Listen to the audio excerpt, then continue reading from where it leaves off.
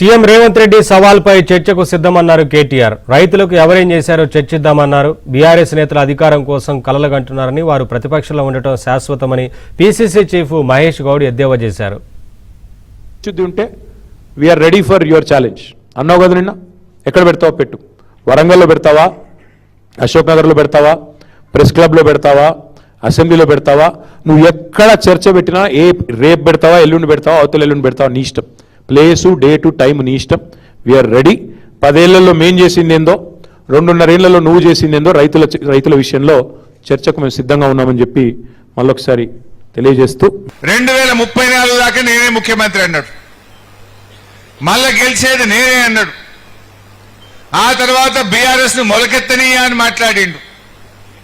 But నిన్నేం మాట్లాడిండో మీరు చూసిందో లేదో. ఏమన్నా అధికారం పర్మనెంటా?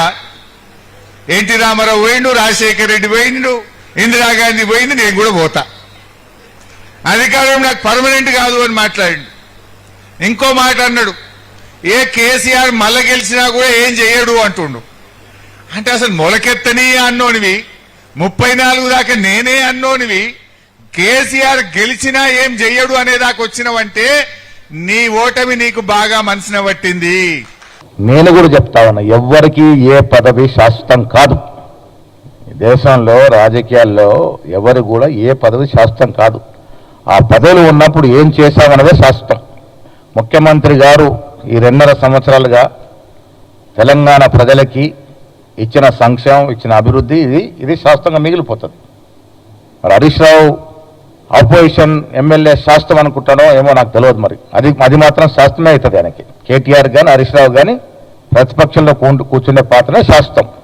కాంగ్రెస్ పార్టీ ఈ రాష్ట్రంలో 2034 వరకు ఉంటుందని ముఖ్యమంత్రి గారు పదే చెప్పే మాట నిజం కాబోతున్నది.